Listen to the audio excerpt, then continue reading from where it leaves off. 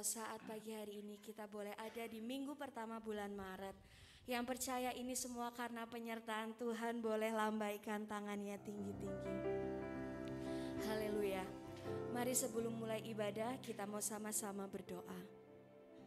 Sungguh hati kami limpah dengan syukur Tuhan atas setiap berkat-Mu, atas setiap kebaikan-Mu dalam kehidupan kami Bapa. Kalau saat ini Tuhan, kami boleh memasuki bulan Maret di tahun 2022 ini Bapa. Kami percaya ini semua karena kasih-Mu Tuhan. Amin. Saat ini Tuhan, kembali kami berkumpul Tuhan. Kami mau sama-sama memuji dan menyembah Engkau Bapa. Pakai kami lebih lagi Tuhan. Yang siap untuk memuji Tuhan, kita sama-sama katakan haleluya, amin. Mari saya undang jemaat untuk bangkit berdiri.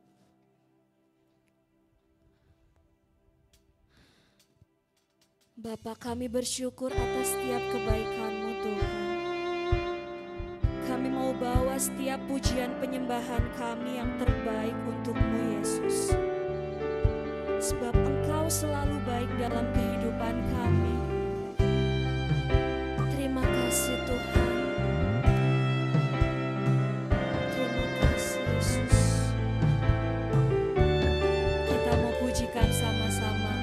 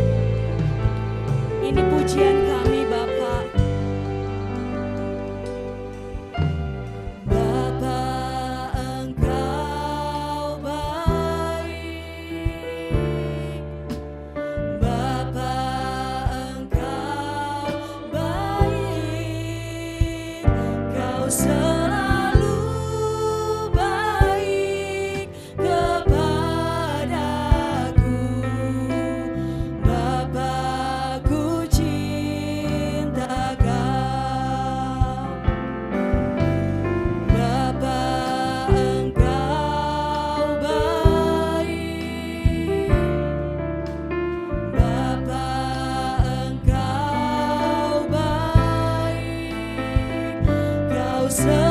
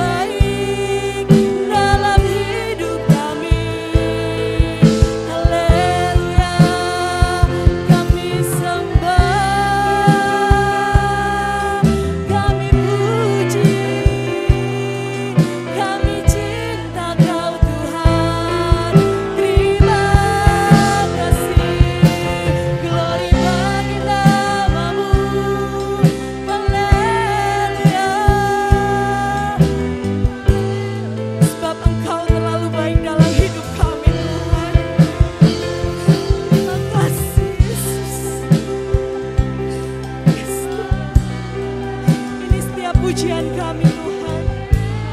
Ini setiap pujian kami Bapa. Ini setiap rasa syukur kami Tuhan.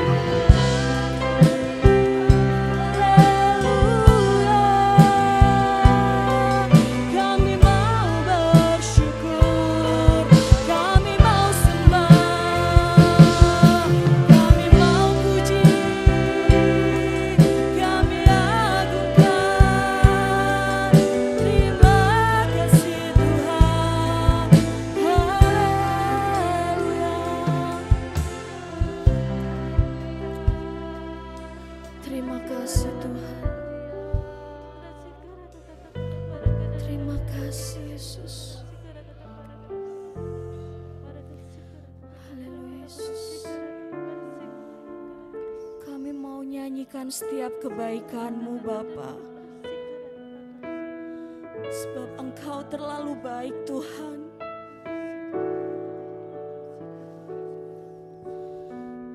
Terima kasih Yesus.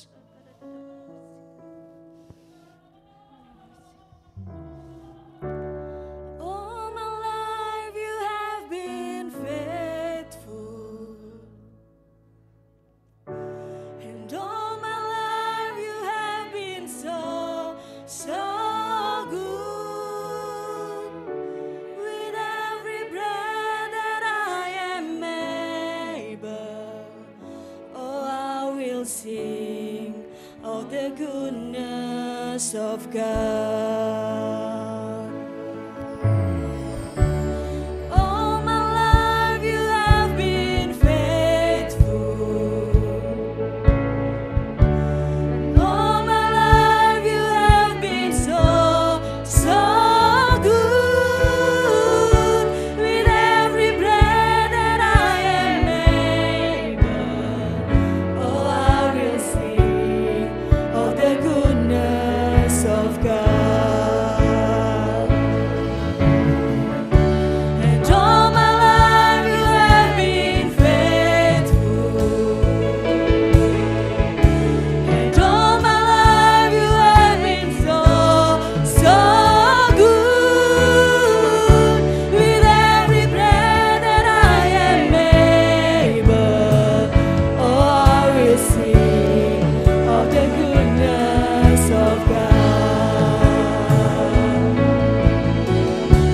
And all my life you have been faithful. And all my life you have been so good. With every breath that I am able, oh I will sing of the goodness of God. Kita angkat tangan sama-sama. All my life you have been faithful. And all my life you have been so good. With every breath that I am able, oh I will sing of the goodness of God. And all my life you have been faithful. And all my life you have been so good. With every breath that I am able, oh I will sing of the goodness of God. Oh I will sing of the goodness of God. Oh I will sing of the goodness of God.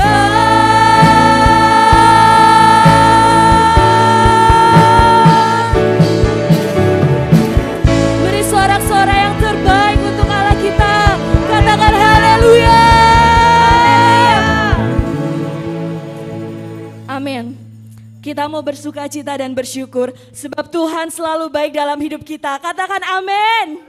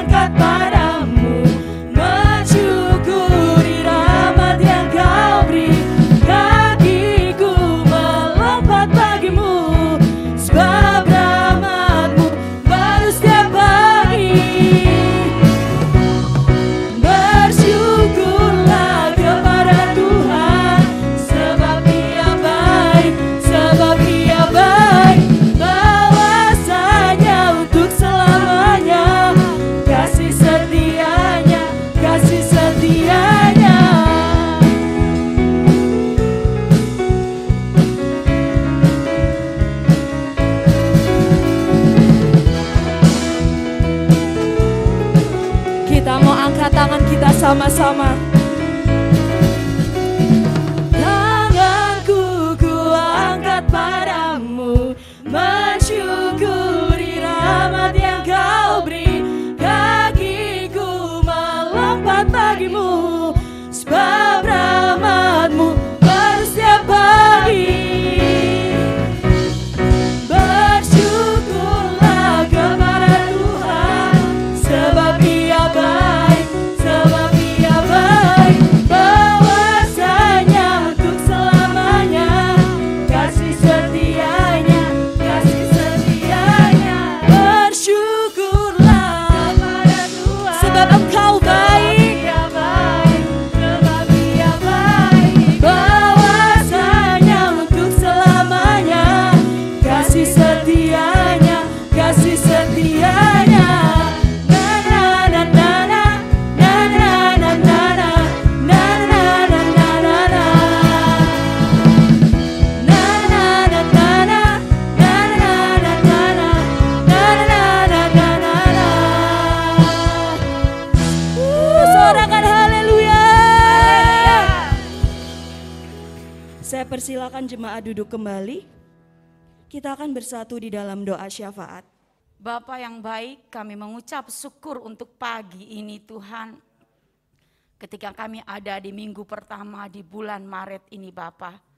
Sukacita Tuhan kami naikkan kepadamu, karena Engkau selalu menjaga dan melindungi kami Tuhan.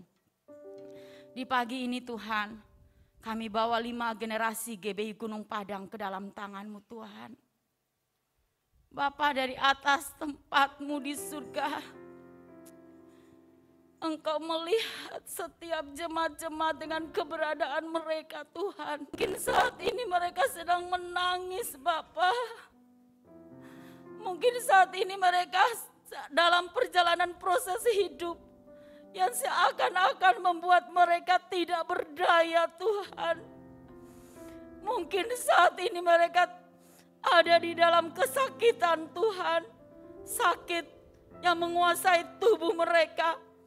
Ataupun saat ini Tuhan, ada ikatan antara dosa mengikat tubuh, jiwa dan roh mereka Bapa. Saat ini Tuhan kami berdoa, ampuni kami Bapa, ampuni kami. Lalu kami minta Bapa, biarlah Engkau selalu berjalan dalam setiap kehidupan kami. Agar ada terobosan Tuhan, ada pemulihan, ada kesembuhan. Engkau memperbaiki perekonomian kami Bapa. Dan hilangkan segala roh intimidasi, ketakutan, kekhawatiran saat ini yang menguasai kami. Kami tetap percaya bahwa Engkau Bapa yang baik, sanggup menjaga dan melindungi kami, mencukupi setiap apa yang kami perlukan.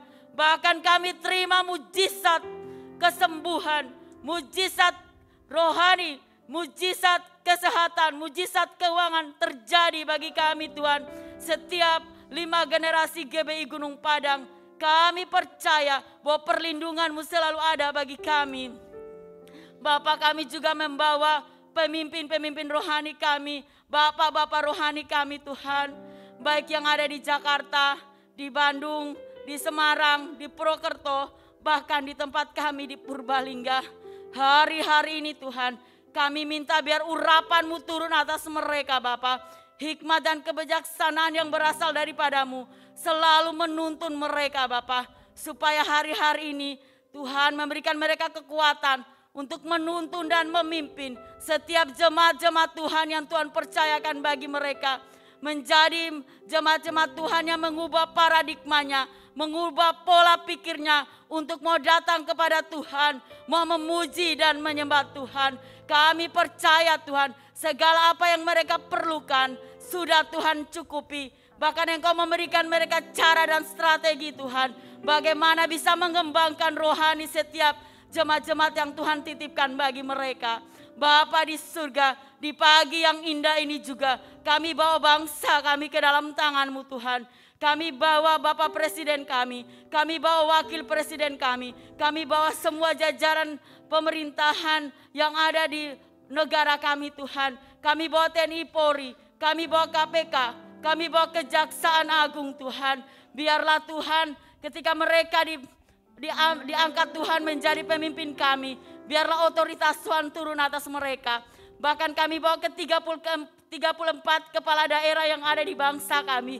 Biar hari-hari ini Tuhan, para pemimpin bangsa kami turunkan roh takut akan Tuhan Bapa. Supaya ketika mereka memimpin bangsa ini, mereka takut Tuhan, mereka melakukan untuk kesejahteraan bangsa Indonesia Bapa. Kami percaya Bapa, 70% dari bangsa ini akan mengaku bahwa Tuhan Yesus adalah Tuhan dan Juru Selamat mereka. Terima kasih Bapa. Tuhan, kami berdoa bagi Purbalingga.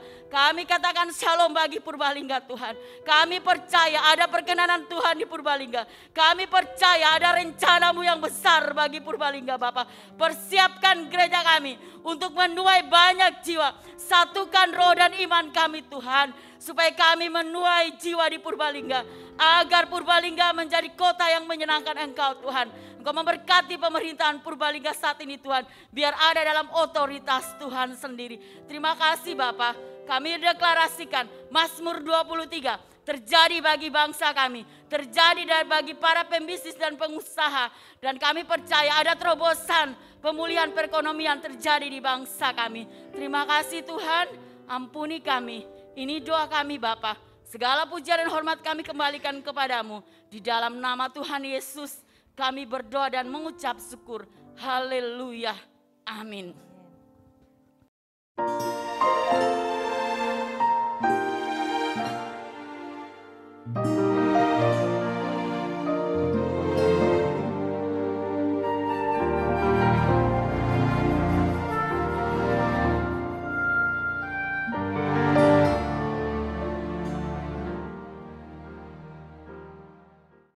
Salam Jemaat Tuhan, senang berjumpa dengan Anda. Saya percaya kita bersukacita saat kita beribadah kepada Tuhan. Dengan saya Abel, mari kita simak GBI Gunung Padang New Update minggu ini.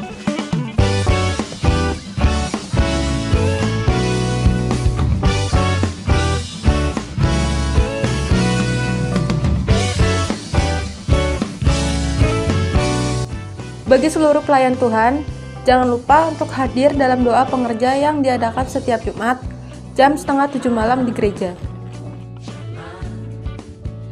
Hai anak-anak muda, jangan lupa untuk ikut dalam ibadah Youth yang dilaksanakan setiap Sabtu jam 6:30 malam melalui Zoom. Bagi kakak-kakak atau jemaat yang rindu terlibat dalam pelayanan kids, dapat menghubungi Saudari Vanessa. Persembahan dapat dimasukkan di kotak dekat pintu masuk setelah ibadah atau dapat diberikan melalui transfer ke rekening berikut. Bagi jemaat yang membutuhkan pelayanan dalam bidang apapun dapat menghubungi kontak berikut.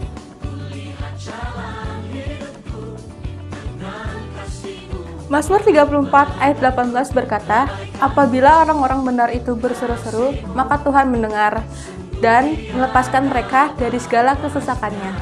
Demikian GBI Gunung Padang New Update minggu ini. Tuhan Yesus memberkati. Shalom semuanya.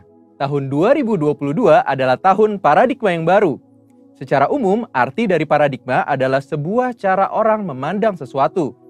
Paradigma yang dimiliki seseorang mempunyai peranan penting untuk menentukan bagaimana ia bersikap kepada kejadian yang dialami dan meresponi hal-hal yang terjadi dalam hidupnya. Saat kita mendengar mengenai paradigma yang baru, tentu kita berpikir, jika ada paradigma yang baru, pasti ada paradigma yang lama. Mari kita bandingkan keduanya. Perbedaan pertama adalah paradigma lama adalah hasil kejatuhan manusia di dalam dosa.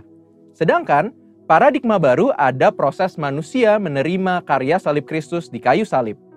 Perbedaan kedua, paradigma lama berasal dari dunia, sedangkan paradigma baru berasal dari Bapa di sorga. Perbedaan yang ketiga, manusia yang memakai paradigma lama berpandangan semua untuk diri sendiri. Sedangkan orang percaya yang memakai paradigma yang baru mempunyai fokus untuk menyenangkan Tuhan. Perbedaan yang keempat, tujuan dari manusia yang memakai paradigma lama hanya semata-mata ingin dihormati dunia. Di sisi lain, orang percaya yang memakai pandangan yang baru mempunyai tujuan untuk membawa penghormatan hanya kepada Tuhan. Perbedaan yang terakhir, manusia yang memakai paradigma lama melakukan hal-hal baik hanya supaya tidak masuk neraka dan takut tidak diberkati. Di sisi lain, orang yang percaya yang memakai paradigma baru mempunyai motivasi untuk berbuat baik karena mereka sudah diselamatkan oleh Tuhan dan melakukannya dengan sukacita karena mereka mengasihi Tuhan. Jadi, setelah kita mengetahui perbandingan antara paradigma lama dengan paradigma baru di dalam Tuhan, tentu kita ingin hidup di dalam paradigma baru. Pertanyaannya, bagaimana kita bisa hidup dalam paradigma yang baru di dalam Tuhan? Yuk kita lihat contoh dari seorang bernama Zakheus. Zakheus adalah seorang pemungut cukai yang hidup di kota Yeriko, di mana pada zaman itu pemungut cukai dipandang hina karena dianggap melakukan pemerasan. Namun suatu kali, saat mendengar Yesus datang ke kotanya, dia memanjat sebuah pohon supaya bisa melihat Yesus. Perjumpaan dengan Yesus terjadi saat itu. Setelah bertemu dengan Tuhan Yesus, paradigmanya berubah. Tukang peras ini seketika menjadi murah hati. Saat itu juga dia berkata bahwa setengah harta miliknya akan diberikan kepada orang miskin. Dan jika ada yang pernah diperasnya, akan dikembalikan 4 kali lipat. Perubahan paradigma hanya bisa terjadi saat kita berjumpa secara pribadi dengan Tuhan Yesus. Kita tidak mampu dengan kekuatan kita sendiri. Bagaimana kita bisa mengalami perjumpaan dengan Dia? Pertama, tentu kita harus mengalami kelahiran baru. Apa itu kelahiran baru? Waktu kita mengakui dosa-dosa kita, menerima karya Tuhan Yesus yang mati di atas kayu salib untuk setiap kita, kemudian mengundang Tuhan Yesus untuk masuk ke dalam hati kita sebagai Tuhan dan Juru Selamat kita pribadi, dikatakan bahwa kita mengalami satu proses kelahiran baru yang supranatural. Firman Tuhan katakan bahwa orang-orang yang percaya dan menerima Tuhan Yesus diberikan kuasa untuk menjadi anak-anak Allah. Di samping itu, Tuhan Yesus mengatakan sebelum Dia naik ke surga bahwa kita tidak ditinggalkannya sendiri. Dia menjanjikan seorang penolong, yaitu Roh Kudus. Roh Kudus yang dicurahkan pada hari Pentakosta 2000 tahun yang lalu, kini ada bersama dengan kita. Bahkan sesuai dengan yang disampaikan oleh Gembala Pembina kita Pak Niko, bahwa kita sedang dalam masa Pentakosta yang ketiga, di mana Roh Kudus sedang dicurahkan dengan dahsyat, yang akan membangkitkan generasi Yeremia yang mencintai Tuhan Yesus dan menghasilkan penuaian jiwa yang terbesar dan yang terakhir. Roh Kuduslah yang akan memberikan kuasa kepada setiap kita untuk mengalami perubahan paradigma. Seperti yang dikatakan oleh Rasul Paulus, supaya kita tidak menjadi serupa dengan dunia ini, tetapi berubah dalam pembaharuan budi sehingga kita dapat mengetahui kehendak Allah, apa yang baik, yang berkenan kepada Allah, dan yang sempurna. Inilah paradigma yang baru itu. Namun, selain kita mengalami perubahan paradigma karena menerima anugerah keselamatan di dalam Tuhan Yesus dan pertolongan Roh Kudus, kita juga perlu berusaha untuk tidak menjadi serupa dengan dunia ini. Hal penting yang harus kita ingat adalah kita hidup di dunia ini hanya sementara. Firman Tuhan katakan, dunia ini sedang lenyap dengan segala keinginannya, tetapi orang yang melakukan kehendak Allah tetap ada untuk selama-lamanya. Biarlah kita fokus kepada kekekalan dan hidup selalu untuk melakukan kehendak Allah. Satu lagi, kita mengalami perubahan paradigma saat kita membaca firman Tuhan atau Alkitab. Membaca Alkitab dengan tekun akan merubah cara pandang kita menjadi sesuai dengan kehendak Allah. Karena di dalam Alkitablah dituliskan semua kehendak Allah bagi setiap kita. Nah, karena kita sudah lahir baru, sudah menerima Roh Kudus dan kuasanya yang dahsyat di masa Pentakosta ketiga ini, yang perlu kita lakukan supaya memiliki paradigma yang baru ialah, yang pertama, hidup tidak serupa dengan dunia ini. Yang kedua, tekun membaca dan mempelajari Alkitab. Dan yang ketiga, ikuti tuntunan Roh Kudus setiap hari. Mari kita hidup dalam paradigma yang baru dengan sukacita karena Tuhan Yesus sungguh mengasihi setiap kita. Untuk artikel lengkapnya dari tim teologi kami, silahkan klik link yang ada di atas atau scan QR Code yang tersedia. Tuhan Yesus memberkati. Sebentar kita akan mendengarkan firman Tuhan. Kembali saya undang jemaat untuk bangkit berdiri.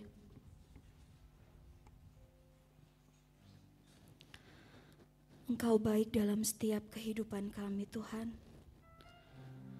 Setiap apapun yang kami perlukan, Engkau yang paling tahu.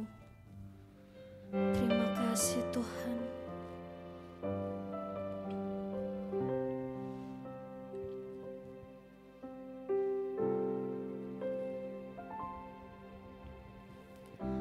Perhatikanlah bunga bakung di ladang, Tuhan hiasi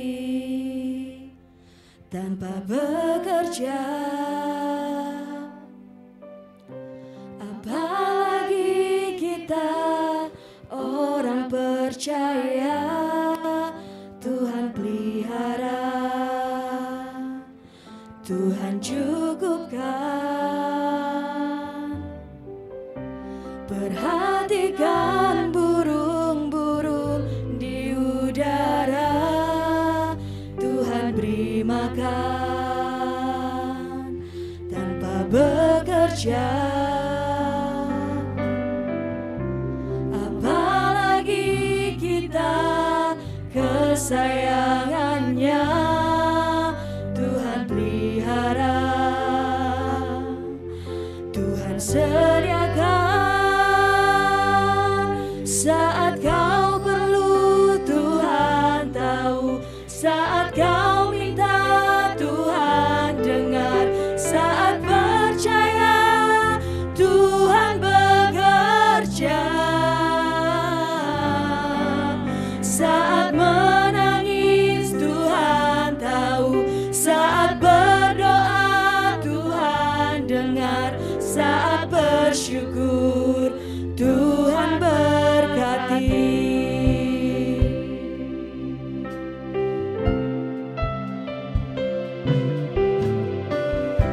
Perhatikanlah bunga bakung di ladang, Tuhan hiasi tanpa bekerja. Apalagi kita orang percaya, Tuhan pelihara, Tuhan cukupkan. Perhatikan burung-burung di udara, Tuhan beri makan tanpa bekerja. Apalagi kita kesayangannya, Tuhan pelihara, Tuhan sediakan. Saat kau perlu Tuhan tahu, saat kau minta Tuhan dengar, saat percaya Tuhan bekerja, saat menangis Tuhan tahu, saat berdoa Tuhan dengar, saat bersyukur Tuhan berkati. Saat kau perlu Tuhan tahu, saat kau minta Tuhan dengar, saat percaya Tuhan bekerja, saat menangis Tuhan tahu, saat berdoa Tuhan dengar, saat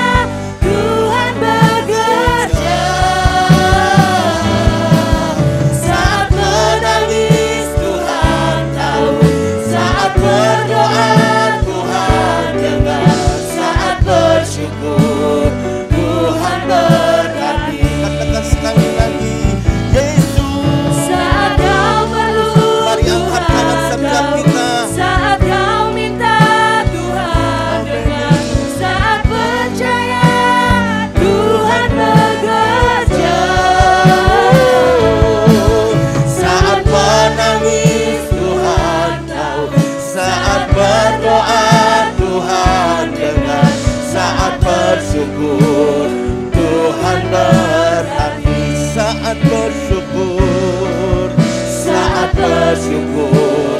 Tuhan berkati. Dikatakan saat bersyukur, saat bersyukur. Tuhan berkati. Berikan sorak-sorai bagi Tuhan. Haleluya.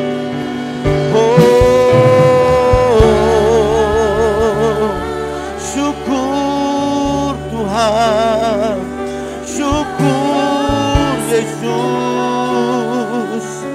Kami berterima kasih buat kebaikan-Mu, buat segala kebaikan-Mu Tuhan. Lama sikaralamu.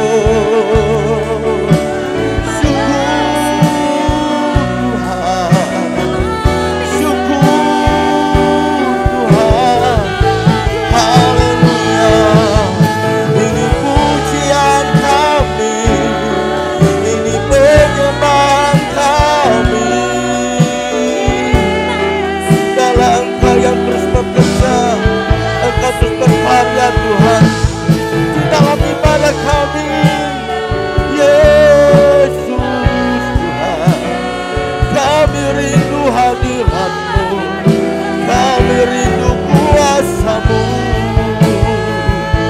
Haleluya. Uralaman sikaralalalalamu. Haleluya.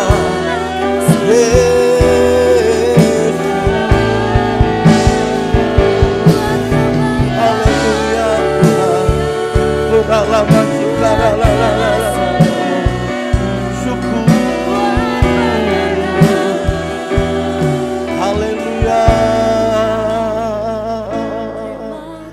Yesus, Yesus,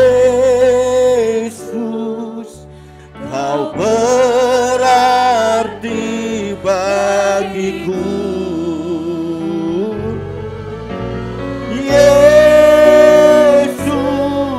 Tuhan Yesus,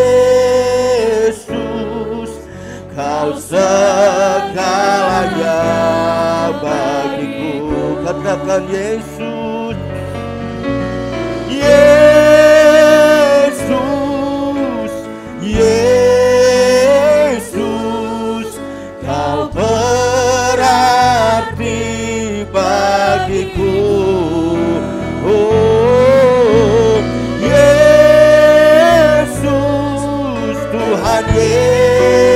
Yesus, Kau segalanya bagiku. Kau segalanya, Kau segalanya bagiku. Kau segalanya, Kau segalanya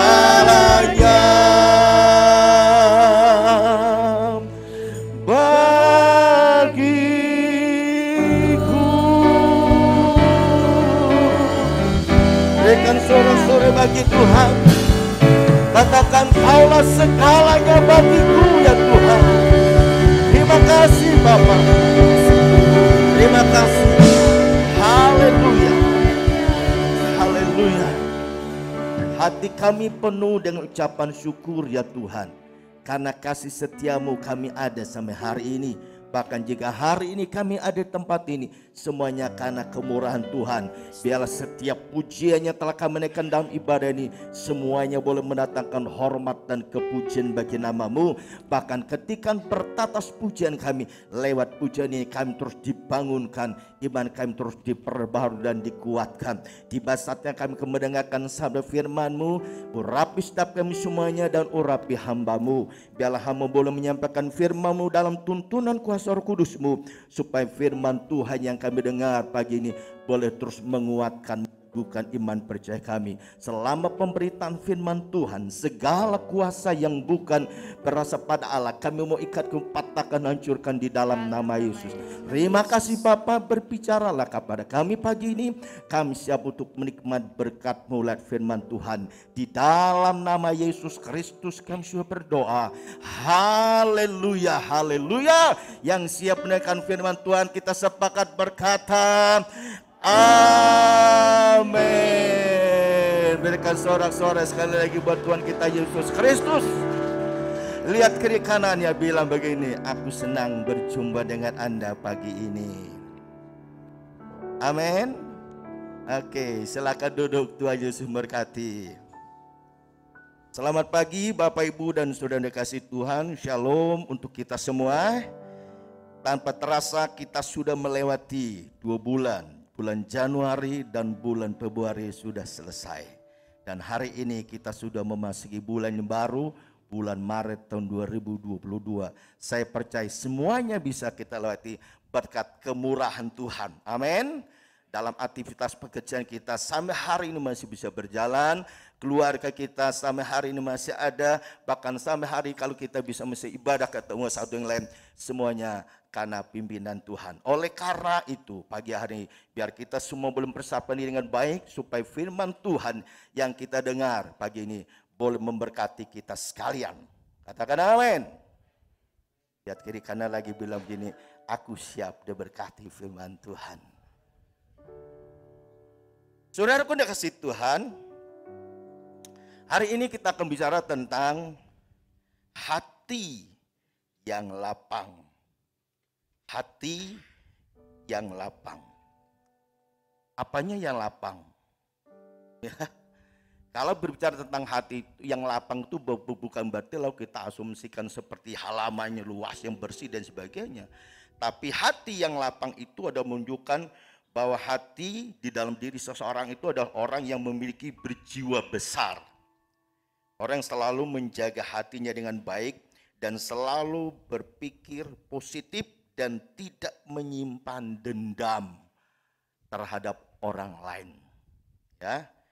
Hati yang lapang juga merupakan bagian dari kesabaran seseorang. Dan kesabaran itu adalah anugerah Tuhan. Nah, oleh karenanya pagi ini saya rindu supaya kita semua boleh menikmati berkat Tuhan. Lihat firman Tuhan hari ini kita menyorot ada satu tokoh dalam firman Tuhan, ya, yang memiliki suatu pola hidup yang baik yang patut untuk kita teladani supaya saudara saya boleh menikmati berkat Tuhan bertalian dengan tema kita hari ini. Nah, oleh karenanya mari kita buka firman Tuhan terlebih dulu di dalam Kisah Para Rasul pasal yang ke-9. Kisah Para Rasul pasal yang ke-9 mulai dari ayat ke-26 hingga ayat yang ke-28. Kisah Para Rasul pasal yang ke-9 mulai dari ayat yang ke-26 hingga ayat yang ke-28. Judul perikopnya Saulus dalam lingkungan saudara-saudara. Perhatikan ayat 26. Demikian firman Tuhan. Setibanya di Yerusalem, Saulus mencoba menggabungkan diri kepada murid-murid, tetapi semuanya takut kepadanya karena mereka tidak dapat percaya bahwa ia juga seorang murid. Tetapi Barnabas menerima dia dan membawanya kepada rasul-rasul dan menceritakan kepada mereka bagaimana Saulus melihat Tuhan di tengah jalan dan bahwa Tuhan berbicara dengan dia dan bagaimana keberaniannya mengajar di Damsyik dalam nama Tuhan Yesus. Ayat ke-8 kita baca bersama-sama 1, 2, 3. Dan Saulus tetap bersama-sama dengan mereka di Yerusalem dan dengan kebenaran mengajar dalam nama Tuhan. Demikian firman Tuhan. Nah, saudaraku yang kasih Tuhan, pada saat Saulus menggabungkan diri, ya, menjadi murid Kristus, ternyata apa yang kita baca tadi, ternyata ada banyak jemaat Tuhan yang takut kepada Saulus. Sudah barang tentu kenapa jemaat Tuhan pada waktu itu mengalami ketakutan, karena kalau kita lihat dalam ayat-ayat yang sebelumnya, di situ menceritakan bahwa Saulus itu adalah seorang yang suka melakukan tindakan-tindakan kekerasan, dalam arti dia selalu mencari orang-orang yang menyembah Tuhan. Ya. Ketika Saulus tahu orang-orang itu menyembah Tuhan, maka Saulus melakukan sesuatu yang tidak baik, yaitu membuat huru-hara, yaitu membuat keributan, yaitu melarang orang untuk menyembah Tuhan. Tetapi ketika Saulus dalam perjalanan ke Damsyik, ternyata Tuhan menjamah dia. Dengan kata lain, Saulus berjumpa dengan Tuhan. Dengan kata lain, singkatnya kalau kita baca di dalam pasal 9 ayat pertama dan seterusnya, akhirnya dalam waktu itu dan perjumpaan Saulus dengan Tuhan membuat dirinya bertobat. Ketika dia bertobat, akhirnya dia menggabungkan diri dengan orang-orang yang ada di Yerusalem. Ketika dia menggabungkan dirinya di tengah-tengah umat Tuhan, pada waktu itu banyak orang yang mengalami ketakutan. Sebab apa? Sebab mereka berpikir ini adalah satu cara Saulus untuk melakukan sesuatu yang pernah mereka lihat, yaitu bikin huru-hara. Bahkan mencambuk banyak orang, memukul orang dan sebagainya. Tetapi ada seorang yang bernama Barnabas. Barnabas membela Saulus dan menceritakan perjumpaan Saulus dengan Tuhan, perjumpaan Saulus dengan Tuhan. Dan juga menegaskan bahwa Saulus itu telah bertobat. Sekali lagi saya katakan, di tengah-tengah jemaat yang ada di Yerusalem, orang-orang takut terhadap Saulus, tetapi ada seorang yang bernama Barnabas. Dia menceritakan bahwa Saulus itu sudah bertobat. Dia sudah berjumpa dengan Tuhan. Dan dia sudah meninggalkan cara-cara hidupnya yang lama. Dan dia sungguh-sungguh bertobat dan dia memberitakan Injil Kerajaan Allah. Ketika mendengar itu, akhirnya jemaat Tuhan dapat menerima keberadaan Saulus pada waktu itu.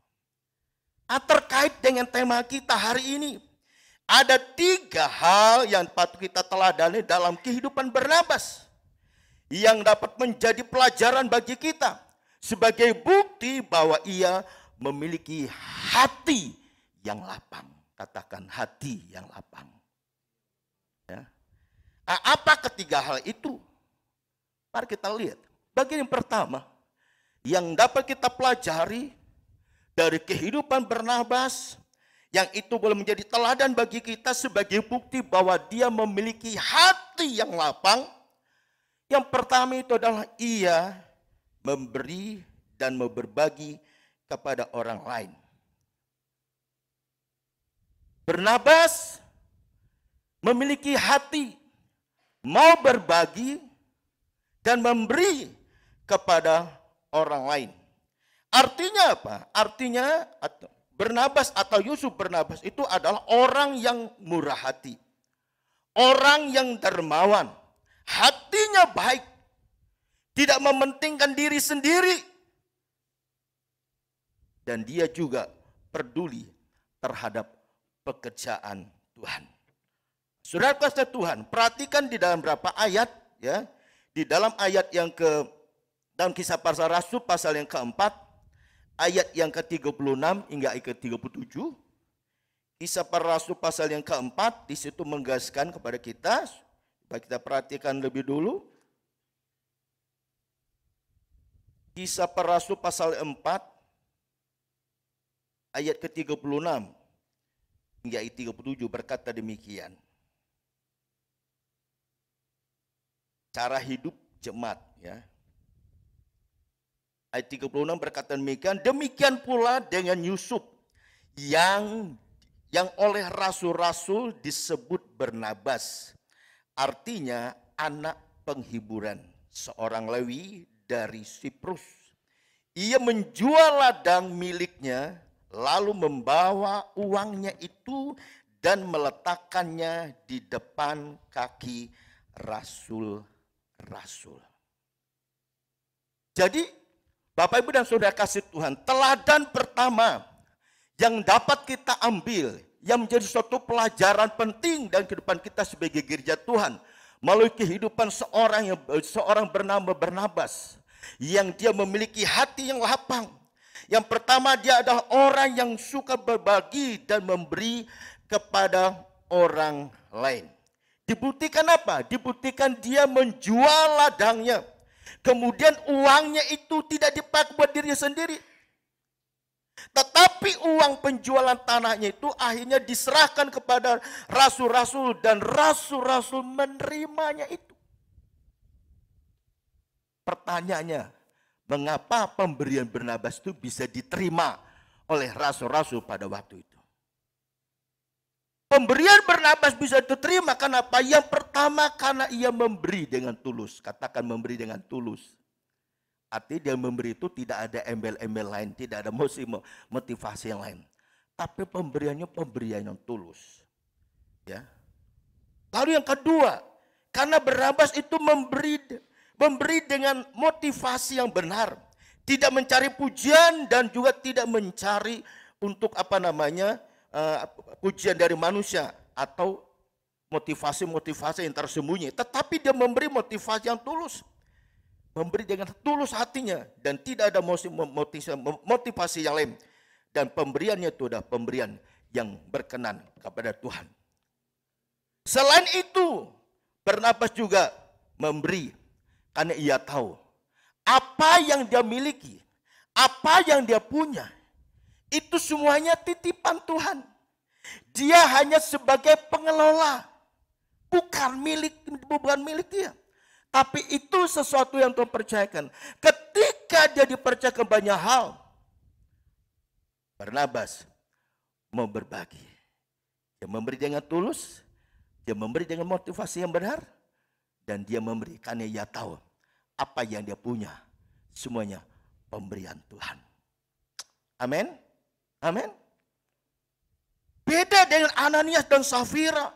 Kalau kita membaca dalam Kisah Para Rasul pasal yang kelima ayat yang pertama hingga ke-11. Ananias dan Safira mereka memberi, tapi dengan motivasi yang salah. Supaya mendapat pujian. Ketika ditanya rasul-rasul, apakah ini semuanya hasil penjualan tanahmu? Istri Ananias bilang begini, benar. Ternyata dia membohongi Tuhan. Hanya apa akibatnya? Ananias dan Safira mati.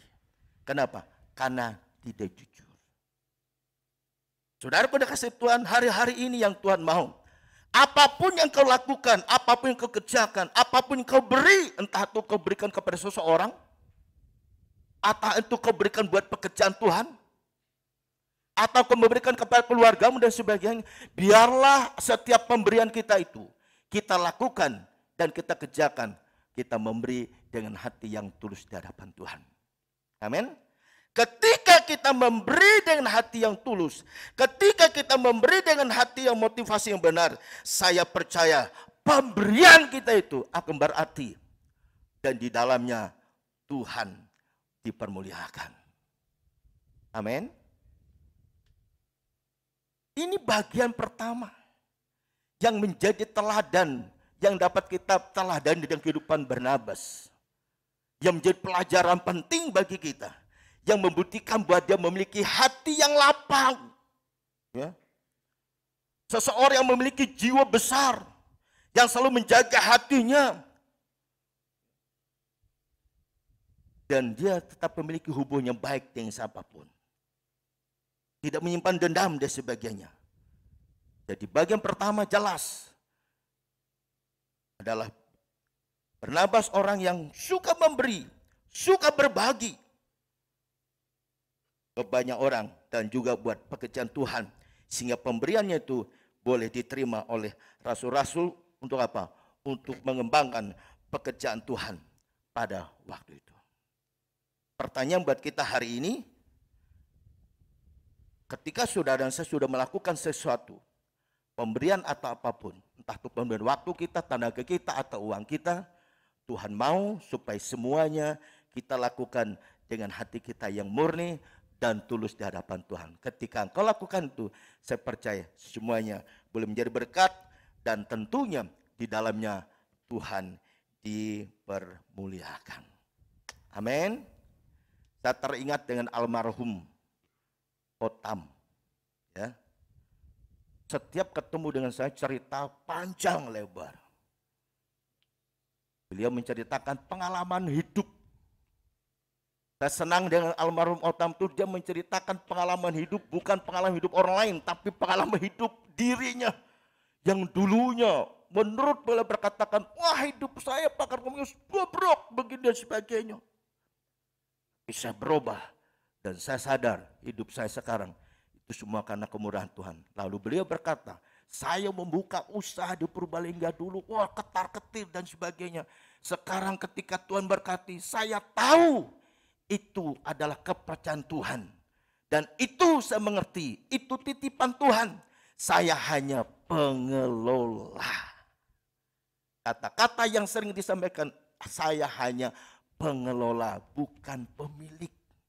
Makanya berkata, biarlah semua yang ada dalam hidupanku yang Tuhan percayakan, aku bisa pakai. Untuk apa? Untuk memenuhi kebutuhan keluarga dan juga untuk memberkati pekerjaan Tuhan dan sebagainya. Sehingga ketika dia melakukan sesuatunya, dia bilang, saya hanya pengelola, Tuhan pemilik.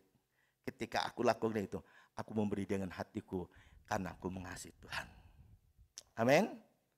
Maaf Jani ya, almarhum seringkali berkata demikian.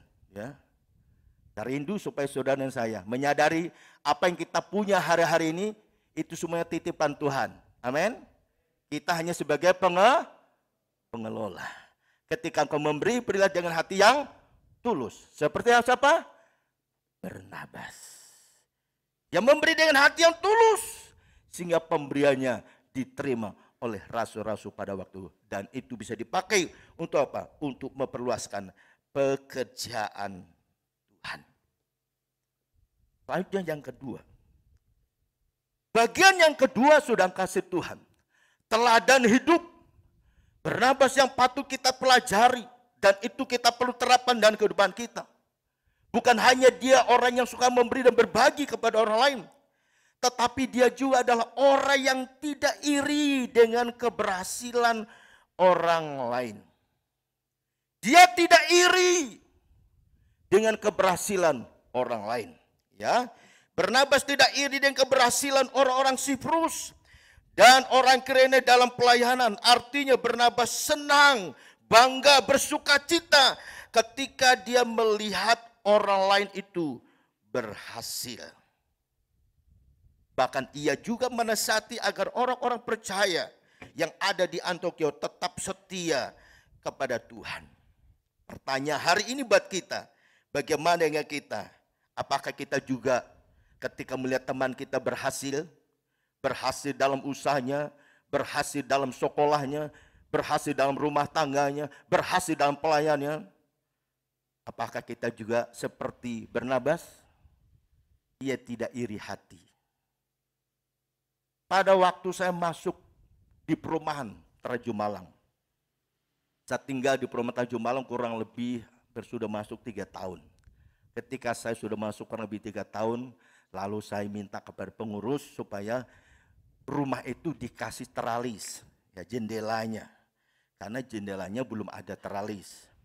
Lalu pakailah, lalu akhirnya setelah saya ngomong, akhirnya saya dikasih anggaran untuk beli pasang teralis besi. Lalu pesan kepada tukang yang buat teralis itu, ketika teralis besi itu sudah jadi, orang itu masang. Setelah masang dia cerita banyak.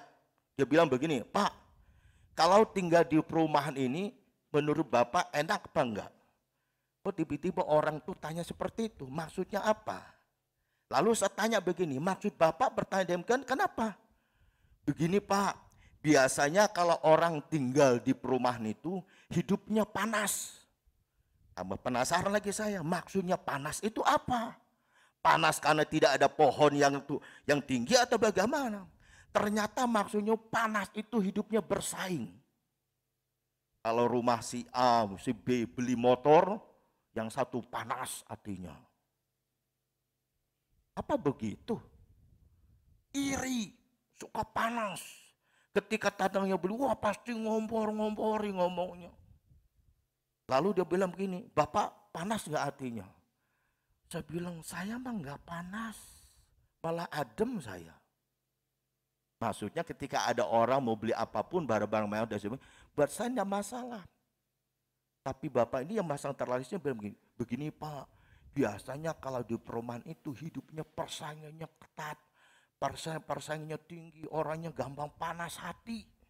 Kalau rumah satu beli motor, dia pingin beli kulkas. Ya enggak masalah toh kalau memang kebutuhannya. Ya enggak? Kalau orang nih jual beli motor 2, yang satu pingin beli motor 3, ya enggak apa-apa kalau memang dia punya uang. Tapi buat saya sampai hari enggak panas, saya bilang. Apa Pak? Apa begitu? Iya. Wah syukurlah kalau begitu. Biasanya kalau orang hidup beruang tuh panas. Saya bilang enggak panas sampai hari ini juga biasa-biasa saja. Mau orang bangun rumah tingkat 10, enggak masalah buat saya. Mau orang beli motor 3 di dapat tetangga, nah masa silakan. Selagi dia punya uang. Tapi kalau saya nggak punya uang, masa saya memasakkan diri. Jangan kata lain, saya nggak mau terpancing, nggak mau jadi panas hati ketika melihat orang lain berhasil. Bernapas dia orang yang tidak iri hati ketika melihat orang bertumbuh dalam pelayanan, bertumbuh dalam kehidupan rohaninya. Dia tidak iri hati, tapi dia mendukung supaya orang-orang Kristen pada waktu itu, termasuk di Antioquia, supaya menjadi jemaat Tuhan yang setia, menjadi jemaat Tuhan yang sungguh-sungguh dalam Tuhan. Tidak iri hati ketika melihat orang berhasil. Saya berharap supaya kita tidak menjadi orang yang gampang iri hati ketika melihat saudara kita sukses dan berhasil. Amin. Apalagi berhasil dalam pelayanan, setia dalam pelayanan. Wah, kan kita kan bangga. Senang, kenapa? Dia bertumbuh. Dia menjadi orang yang aktif. Dia menjadi orang yang antusias. Jadi orang yang bergairah ketika dia melayani Tuhan. Kita senang. Kita tidak iri hati. Lihat kiri kananmu, bilang begini. Jangan suka iri hati ya. Jangan-jangan ada di antara kita yang hari ini sudah melihat, ibu ini pakainya kok enggak seperti biasanya, dandannya, langsung tubuh, saya tersaingi ini. Yang tadinya biasanya pakai sepatu biasa, kok pakai sepatu haknya tinggi lagi, dandanya menor maning. Wah, tuh sudah kalau situ. Biasanya itu kan yang gampang iri hati, yang gampang terpancing itu pada umumnya. Ya saya berharap di sini enggak lah ya. Ibu-ibu pada waduh, biasa enggak pernah pakai begitu, dandan begitu. Kok sekarang tiba-tiba kayak begitu. Waduh, saya tersaingi ini. Waduh. Tasnya saban minggu ganti, waduh sudah mikir bermacam-macam. Kalau kita yang pria itu mau cuek aja, mau kamu ganti 10 kali satu hari, no problem. Mau pakai sepatu tinggi, pakai sepatu rendah, haknya terserah. Tapi umumnya wanita-wanita. Tapi di tempat ini tentunya enggak seperti itu, amin. Namanya saja wanita battle Indonesia, amin. Wanita battle Indonesia itu ada wanita yang bijak, amin. Wanita yang tidak mudah terpancing, melihat orang sukses, dia tetap hatinya tenang. Itu langsung menang semua ya. Berarti nggak sepakat dengan kalimat saya ini ya. Nah, sudah kasih Tuhan, Barnabas tidak iri hati. Dia tidak mau terpancing. Dia orang yang lapang hatinya, amin. Berjiwa besar, menjaga hatinya dengan baik. Dan dia tidak mau terjadi konflik satu yang lain. Dia menjaga hati dengan baik. Maka ketika dia melihat orang lain berhasil, hatinya tidak terkontaminasi. Tapi dia bersyukur karena orang lain maju dan bertumbuh di dalam Tuhan. Amin. Saya berharap supaya jemaat Tuhan Gereja Betel Indonesia, ketika melihat ada teman kita berhasil, dalam hal apapun tentunya sesuatu yang baik dan positif, kita dukung supaya semakin diberkati Tuhan. Apakah lagi kalau dulunya mungkin tidak aktif di dalam ibadah, sekarang orangnya aktif ibadah, kita harus acung jempol bilang begini, luar biasa. Amin. Jangan bilang begini, lah kayak tumben ya. Ini rong tahun orang teka-teka jane kok teka maning. Orang tuh orang lagi mau semangat ibadah, orang semangat mau ikut pelayanan, tiba-tiba kok tumben ya. Aduh, kalimat tumben tuh gak selamanya bisa diterima loh. Harusnya kita bilang langsung, puji Tuhan, kita ketemu maning, amin. Semangat ya, lakukan pekerjaan Tuhan selagi ada kesempatan. Mari kita bergandeng tangan, selagi kita kuat, selagi ada waktu, selagi ada sesuatu menunjuk kita untuk maju, mari kita maju bersama-sama, amin. Jangan bilang tumben-tumben terus. Tapi kita bangkit dan kita melihat keberhasilan bersama dan kita bisa nikmati, amin. Kita merindukan mulai bulan April setelah Paskah nanti kul kita berjalan lagi. Ada gembala-gembala kul yang sudah kita persiapkan. Ada generasi muda, ada generasi tua, seimbang. Siapa yang siap untuk masuk kulnya yang baru? Tuh nggak ada ya, pingin yang kul yang lama aja Pak. Aduh, pingin kul yang lama aja Pak, sudah kepenak Pak. Saya sudah ngobrol, kalau kul saya tuh kalau sudah ngobrol Pak, habis kul nggak berhenti sampai subuh. Saya merasa cocok di situ Pak. Tapi saya mau beritahu ya, bukan karena senang hanya sekedar ngobrolnya, bukan. Bukan senangnya karena jumlah kita banyak, bukan. Tapi komunitas kul kita itu, berapapun jumlahnya nanti, biarlah kul kita tuh bertumbuh. Amin. Masih ingat moto kul? Apa moto kita? Moto kul kita? Kesatuan hati, tumbuh bersama, bukan karena banyaknya. Waduh, asik ngobrol Pak, bukan itu. Kalau saya kulnya di keluarga ini, waduh, jangan ake panganannya, jangan pikir makanannya. Pangannya enak-enak, waduh, makanya saya senang di kul itu. Tidak tercapai sasaran kita. Jadi kul itu ada supaya kita membangun kesatuan hati, supaya memenangkan jiwa. Jumlahnya besar, dipecah lagi. Jumlah yang besar, dipecah lagi. Amin. Amin. Kul kita bertambah. Amin. Jangan jumlah kita sampai 30-40 orang. Ulu ake teman. Menjadi cabang Gebiar Gunung Padang hari nanti. Jumlahnya mungkin 15. Kita lagi berusaha itu. Ya, supaya nanti kul kita semakin luas. Ketika kita melihat kul teman kita berhasil, luar biasa. Tambahkan lagi kulnya ya.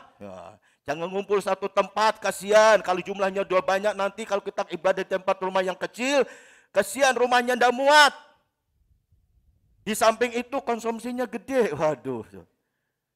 Itu bukan masalah makanan ya, bukan. Nah, oleh karena itu saudara kasih Tuhan, ketika kul kita sudah jalan, nanti ketika melihat kul teman kita maju, jangan iri hati. Apalagi gembala kulnya ya. Kalau gembala kulnya besar hatinya, waduh, memiliki namanya berjiwa besar, waduh saya percaya kulnya pasti maju. Amin. Dan kita terus maju bersama. Seperti Barnabas, ketika dia melihat orang-orang Kristen bertumbuh, baik yang ada di Siprus maupun di Kirene, ya.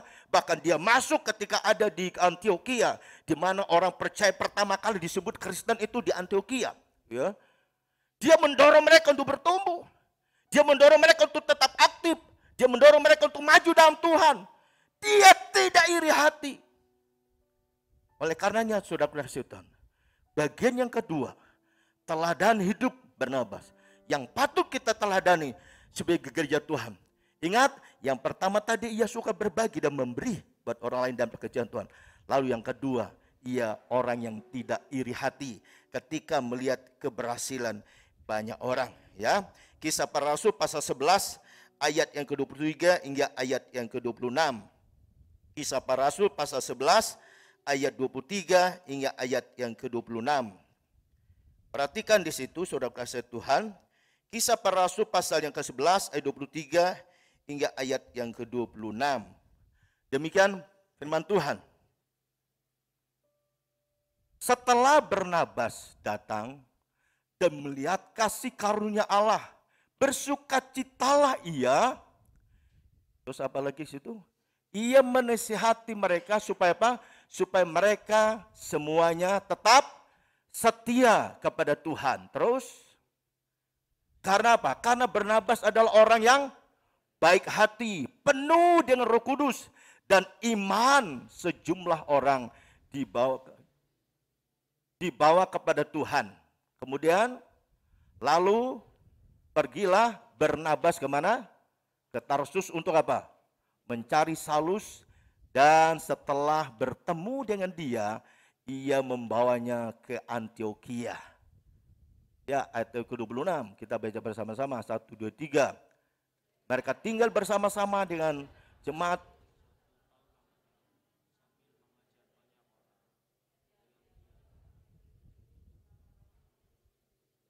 Ya, amin. Sampai situ. Saudaraku dikasih Tuhan, luar biasa ya. Barnabas orang yang besar hatinya, berjiwa besar, luar biasa. Ketika melihat orang lain sukses, dia tidak terpancing dengan iri hati, tetapi dia justru mendukung supaya semakin bertumbuh di dalam Tuhan. Seyogyanya jemaat Tuhan Gunung Padang pun memiliki hati sedemikian rupa.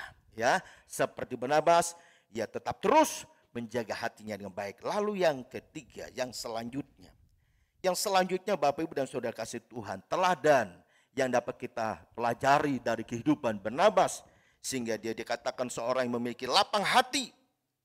Yang ketiga, ia memberi kesempatan kepada orang lain untuk berubah, ya. Dia memberikan kesempatan kepada orang lain untuk berubah.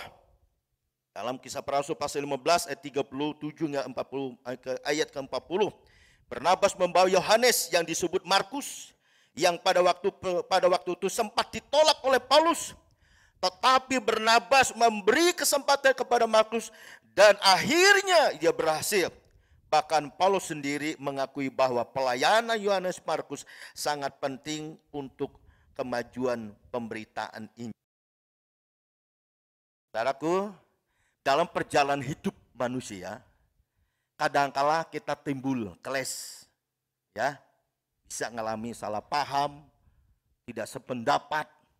Ternyata Paulus pun pernah mengalami hal itu, ya, pernah mengalami hal itu, sehingga dia nggak mau kalau Yohanes yang disebut Markus itu ikut bersama dengan pelayanan. Kalau kita lihat ceritanya itu akhirnya Paulus bergabung dengan pergi pelayanan bersama seorang bernama Silas. Kemudian Barnabas dengan Yohanes Markus. Kenapa? Pernah mengalami salah paham. Ketika salah paham, Paulus bersikukuh, jangan bawa Yohanes Markus. Dia pernah membuat kita kecewa dan sebagainya. Tapi Barnabas orang yang lapang hatinya. Dia masih memberikan kesempatan supaya apa? Supaya Yohanes Markus kembali bisa berubah. Apa masalahnya sebenarnya memang kita tidak tahu persis. Tapi yang jelas mereka pernah mengalami salah paham. Ketika kita pernah mengalami salah paham dalam pelayanan di sebagainya, jangan sampai kita tidak mau memberikan kesempatan lagi buat saudara kita yang mungkin pernah salah paham dengan kita. Amin. Satu kesaksian. Almarhum Bapak Pendeta Ruby Dirgantara beberapa merekrut pelayan Tuhan. Menurut beberapa hamba Tuhan yang senior, orang-orang yang ditampung oleh Om Ruby itu orang yang bermasalah. Ya. Jangan dikasih pelayanan lagi. Karena orangnya begini sebagainya. Lalu Om Ruby bilang begini. Setiap ke pertemuan kul 3 itu dia pernah bilang begini. Orang itu bisa saja pernah melakukan kesalahan. Bisa saja kita tidak sependapat, keles. Tapi kalau memang orang itu mau untuk kita bimbing, berikan kesempatan. Barnabas orang yang lapang hati, ya, berjiwa besar. Dia tetap memberikan kesempatan buat orang lain untuk berubah. Yohanes Markus diberi kesempatan. Saudara aku kasih Tuhan. Saya kembali kepada almarhum Om Ruby. Akhirnya dia tampung berapa hamba Tuhan yang menurut orang lain bermasalah. Setelah dia tampung, diarahkan, dibimbing, dan dituntun. Akhirnya menjadi orang yang hamba Tuhan, yang baik, dia bertumbuh dalam Tuhan dan menjadi pelayan Tuhan yang menjadi berkat bagi banyak orang. Hari-hari ini saya mau katakan, di dalam dunia ini nggak ada orang sempurna. Bukan betul kita mau kompromi dengan dosa. Manusia bisa salah, betul nggak? Bisa melanggar perintah Tuhan, bisa jatuh dalam dosa. Tapi kalau orang itu mau berubah, kalau orang itu mempunyai etikat untuk kembali bangkit dalam Tuhan, beri kesempatan, amin. Supaya apa? Supaya ia ada dalam jalan-jalannya Tuhan. Hari ini kita diingatkan oleh seorang tokoh yang bernama Barnabas. Dia memiliki hati yang lapang. Hatinya betul-betul tidak terkontaminasi dengan hal-hal yang mungkin menghambat orang lain untuk maju. Tapi dia memiliki hati yang lapang, ya, berpikir positif dan tidak menyimpan kesalahan orang lain. Sehingga dia berikan kesempatan untuk Yohanes Markus untuk kembali bersama dengan untuk melayani. Dengan tujuan apa? Supaya pelayanan semakin maju berkembang dan Injil itu diberitakan, banyak orang dimenangkan. Dan akhirnya apa saudara kasih Tuhan? Akhirnya ternyata Paulus juga mengakui bahwa pelayanan Yohanes Markus sangat dipentingkan dalam kemajuan pemberitaan Injil. Oleh karena pagi hari ini saya mau tegaskan kepada kita, bagi kita semuanya sebagai penutup, miliki hati yang lapang seperti Barnabas, yaitu hatinya yang mau memberi dan berbagi kepada orang lain. Yang kedua, tidak iri dengan keberhasilan orang lain. Dan yang terakhir, ia tetap memberikan kesempatan bagi orang lain untuk berubah, sehingga hidupnya menjadi berkat. Dan biar hidup saudara dan saya pun menjadi berkat bagi banyak orang, dan pekerjaan Tuhan maju dan berkembang. Tuhan Yesus memberkati kita sekalian. Amin. Terima kasih Tuhan Yesus, terima kasih. Mari Bapak Ibu dan Saudara yang dikasihi Tuhan, kita bersama-sama bangkit berdiri. Lidiki aku, lihat hatiku, apakah ku sungguh mengasihimu, Yesus, Kau yang Maha Tahu dan menilai hidupku, tak ada yang tersembunyi bagimu. Katakan, selidiki aku, lihat hatiku, oh, apakah ku sungguh mengasihimu, Yesus, Kau yang Maha Tahu dan menilai hidupku, tak ada yang tersembunyi bagimu. Telah kulihat kebaikanmu yang tak pernah habis di hidupku. Katakan, ku berjuang sampai akhirnya Kau dapat dia. Ku tetap setia. Telah kulihat kebaikanmu yang tak pernah habis di hidupku. Berjuang sampai akhirnya Kau dapat dia. Ku tetap setia.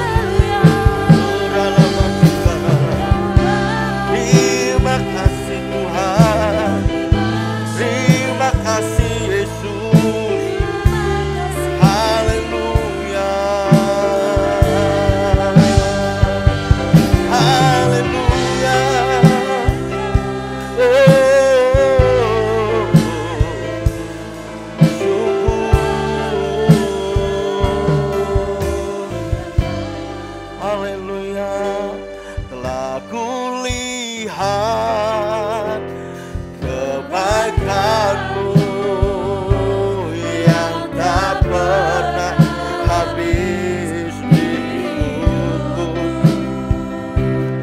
Ku berjuang sampai akhirnya Kau dapati aku tetap setia. Kau dapati aku tetap setia. Kau dapati aku tetap setia. Oh haleluya. Berikan sorak-sorai bagi Tuhan. Katakan haleluya. Terima kasih Tuhan Yesus, terima kasih. Bapa Surgawi, Bapa dalam nama Tuhan Yesus, kami bersyukur karena kasih setiamu kami boleh menikmati berkat firman Tuhan pagi hari ini. Dalam firman-Mu yang telah kami dengar pagi hari ini yang berbicara tentang hati yang lapang termaterai di hati kami. Supaya firman Tuhan menjadi hidup dan bertumbuh, membawa kami bangkit di dalam Tuhan. Bahkan dengan kuasa firman yang telah kami dengar pagi hari ini, setiap kami yang hadir, yang lemah dikuatkan, yang putus asa diberikan pengharap yang baru, bahkan peperangan Tuhan yang diberikan kemenangan. Dan pengalaman pribadi kami bersama Engkau dalam ibadah ini membuat kami menjadi pribadi-pribadi yang terus mengasihi Engkau, memiliki hati yang lapang seperti Barnabas. Dia mau memberi dengan sukacita. Dia tidak iri ketika melihat orang lain berhasil. Dan dia juga tetap memberikan kesempatan buat orang lain untuk bertumbuh dan berubah hidupnya. Biarlah kami pun menjadi seperti Barnabas Tuhan. Terima kasih Bapa, terpujilah nama-Mu dalam nama Tuhan Yesus Kristus. Kami sudah berdoa bersyukur untuk firman Tuhan pagi ini. Haleluya, haleluya. Sekarang mari saudara kasih Tuhan, persiapan perjamuan kudus kita masing-masing. Dan angkat roti di tangan kita.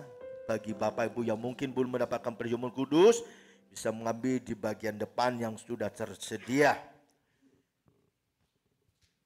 Terima kasih Tuhan, terima kasih. Mari angkat roti di tangan kanan kita, dengarkan firman Tuhan. Dan ketika mereka sedang makan, Yesus mengambil roti, mengucap berkat, memecah-mecahkannya, lalu memberikannya kepada murid-muridnya dan berkata, ambillah, makanlah, inilah tubuhku. Dalam nama Tuhan Yesus Kristus. Mari kita makan rotinya.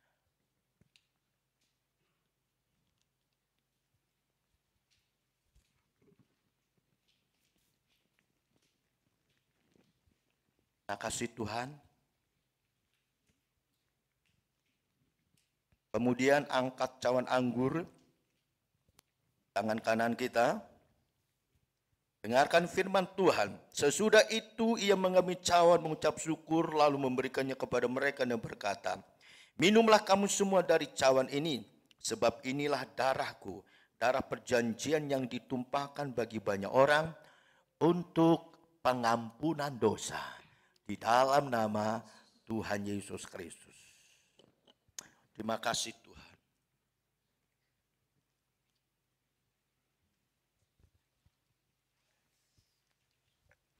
Terima kasih Tuhan. Terima kasih. Mari bersyukur kepada Tuhan secara pribadi. Atas kasih-Nya, pengorbanannya, pemeliharaannya dan berkat-Nya.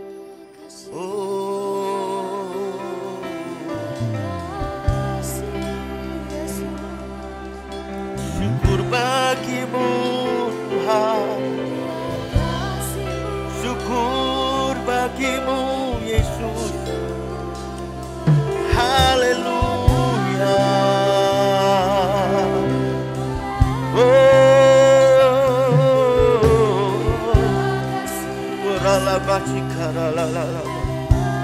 Terima kasih Tuhan.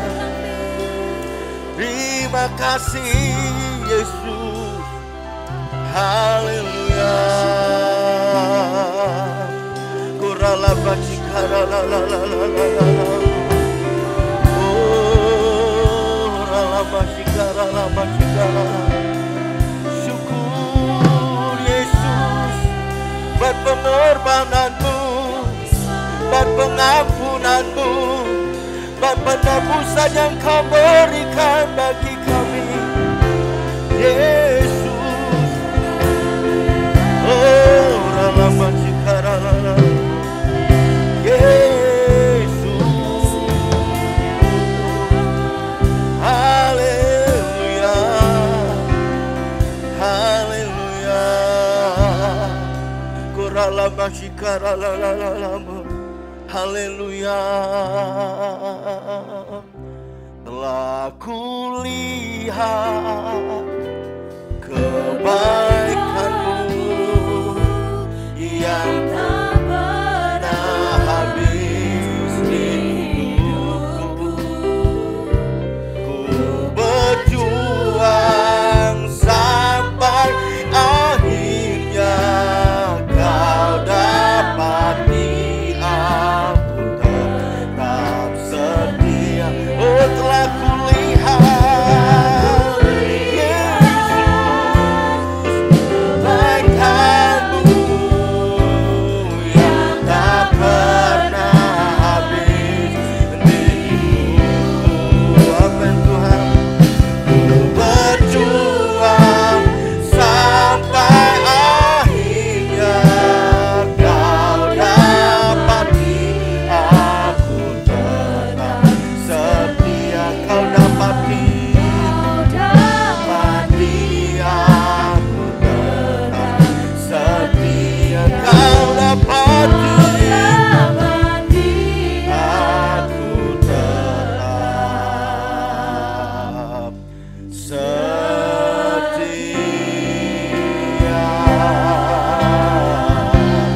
Oh, haleluya, haleluya. Terima kasih Tuhan. Terima kasih. Terima kasih Bapa, terima kasih Bapa. Kami bersyukur kami boleh menikmati berkat-Mu dalam ibadah kami pagi hari ini, baik lewat pujian, penyembahan kami Bapa, lewat firman-Mu dan juga lewat perjamuan kudus. Semuanya boleh kami nikmati karena Engkau telah menyatakan karya-Mu lewat pengorbanan-Mu 2000 tahun yang lalu Tuhan. Terima kasih Bapa. Terima kasih, dan setiap kami yang telah ada di tempat ini yang melayani maupun dilayani, tidak seorang pun yang Engkau lewati, tapi semua boleh diberkati oleh Tuhan. Sehingga ketika kami pulang ada sukacita, ada damai sejahtera, ada kekuatan yang baru, dan roh yang tetap menyala-nyala yang Tuhan anugerahkan buat kami. Supaya kami tetap menjadi pribadi-pribadi yang memiliki hati yang lapang di hadapan Tuhan. Terima kasih Bapa. Kami berdoa untuk persiapan ibadah yang kedua nanti sore. Allah Roh Kudus yang terus bekerja, Allah Roh Kudus yang mengurapi setiap kami hamba-Mu, dan jemaat Tuhan tetap antusias untuk mengikuti ibadah yang ada, dan jemaat Tuhan yang mengikuti ibadah di rumah masing-masing. Hamba berdoa di dalam nama Yesus supaya mereka boleh menikmati berkat Tuhan dan lawatan Tuhan di dalamnya. Terima kasih Bapa, terpujilah nama-Mu, dan sebenar kami akan kembali ke tempat kami masing-masing seperti Tuhan menuntun setiap kami ketika kami berangkat. Demikian juga ketika kami pulang, tuntunan Tuhan, perlindungan Tuhan sempurna dalam kehidupan kami. Terpuji-pujilah nama-Mu, dalam nama Tuhan Yesus Kristus kami sudah berdoa dan bersyukur untuk berkat-Mu yang Tuhan sudah nyatakan dalam kehidupan kami lewat ibadah ini. Haleluya. Haleluya, angkat kedua tanganmu dan kita pulang terima berkat pada Tuhan. Tuhan memberkati engkau dan melindungi engkau. Tuhan menyinari engkau dengan wajahnya dan memberi engkau kasih karunia. Tuhan menghadapkan wajahnya kepadamu dan memberi engkau damai sejahtera. Sekarang saudara kasih Tuhan, terimalah berkat dari Allah Bapa, kasih sayang di dalam Tuhan kita Yesus Kristus, serta persekutuan dengan kuat kuasa Roh Kudus menyertai kita sekalian mulai saat ini sampai Maranatha. Yang diberkati Tuhan kita berkata amin. Tuhan Yesus memberkati kita semuanya.